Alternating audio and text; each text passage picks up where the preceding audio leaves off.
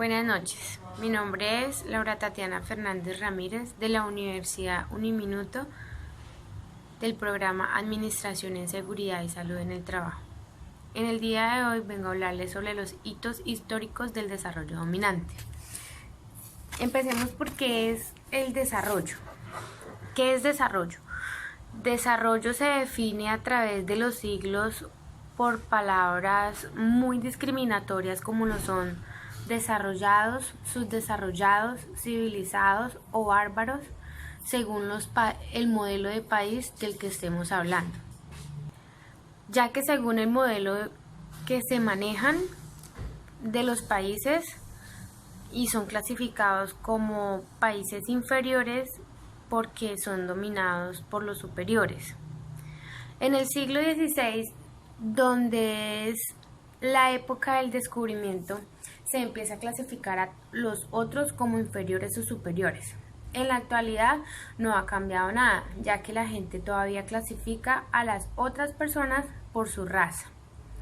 En el año 1533 se da el Tratado de Tordesillas entre la monarquía de España y Portugal.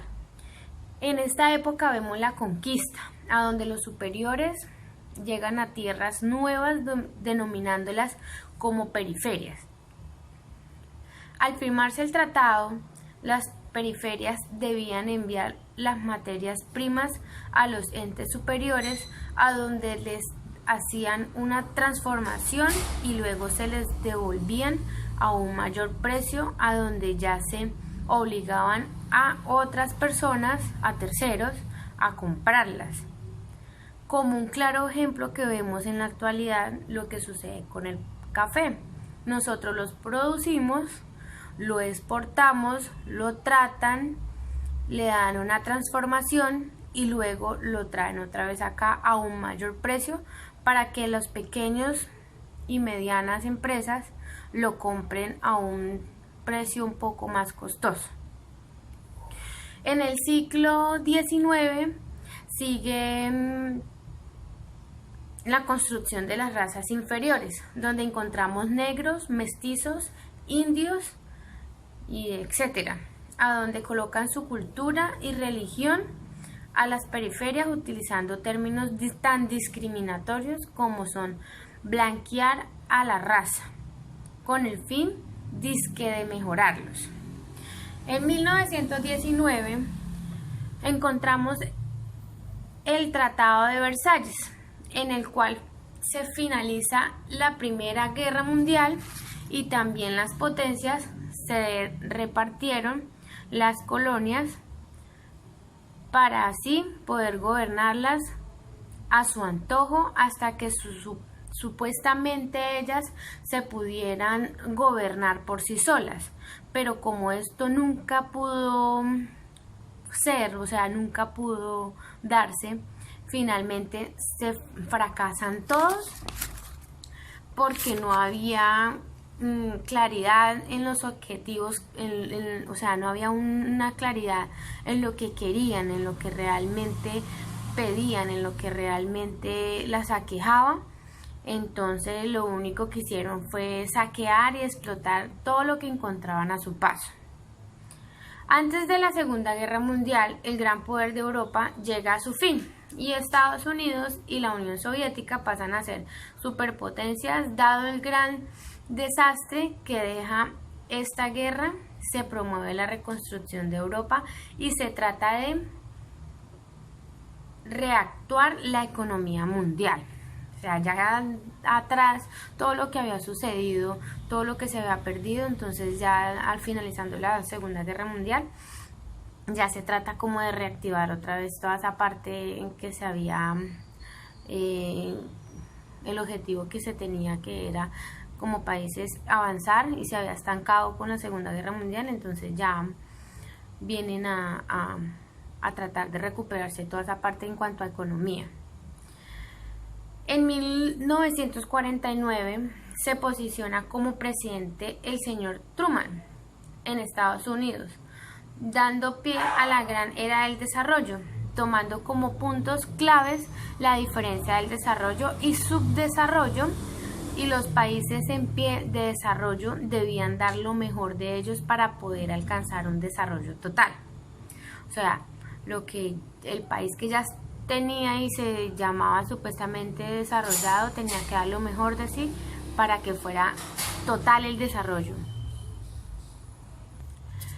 En 1960 se da la teoría del despegue de las naciones propuesta por Walt Boston, donde nos dicen que los países en vía de desarrollo necesitan capital, tecnología y experiencias en el proceso, dándose a conocer el Plan Marshall, con el fin de facilitar ya la construcción y recuperación de Europa, la cual no iba a ser gratis, y también se da la alianza y el progreso propuesto por Estados Unidos, donde prestaban ayuda económica, social y política. Obviamente y lógicamente nada de esto gratis, porque pues bajo eso tenían un segundo plan que era económicamente pues tales de baja. La proporción entre los países desarrollados y subdesarrollados ha aumentado a través de los siglos para el siglo XVIII. Fue el de 1 a 2, o sea, cómo va avanzando.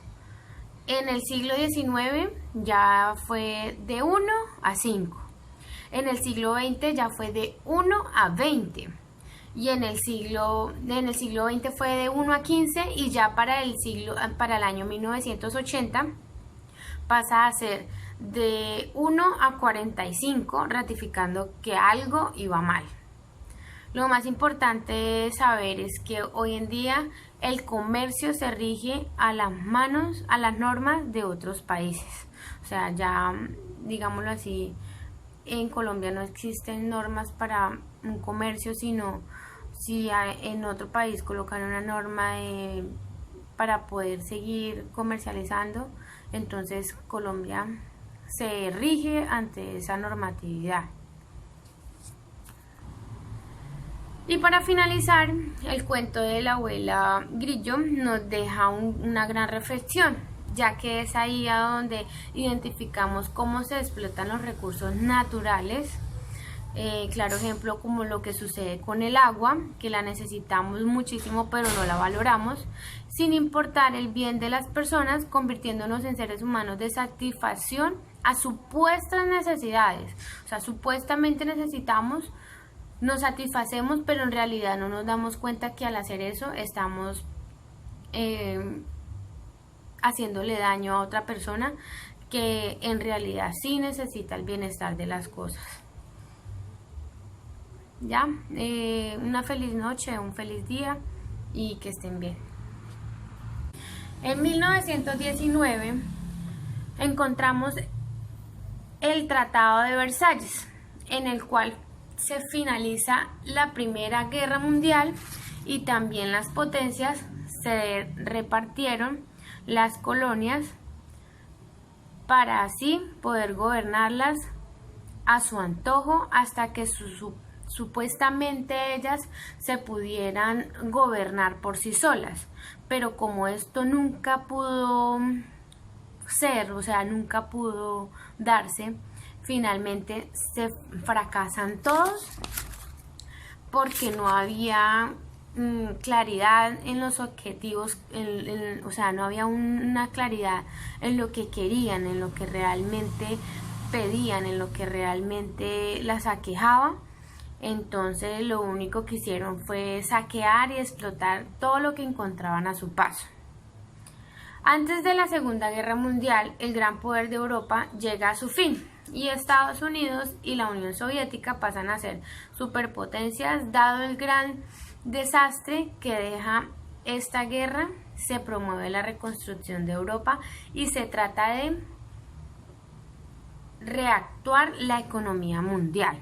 O sea, ya atrás todo lo que había sucedido, todo lo que se había perdido, entonces ya al finalizando la Segunda Guerra Mundial, ya se trata como de reactivar otra vez toda esa parte en que se había, el objetivo que se tenía, que era como países avanzar, y se había estancado con la Segunda Guerra Mundial, entonces ya vienen a tratar de recuperarse toda esa parte en cuanto a economía.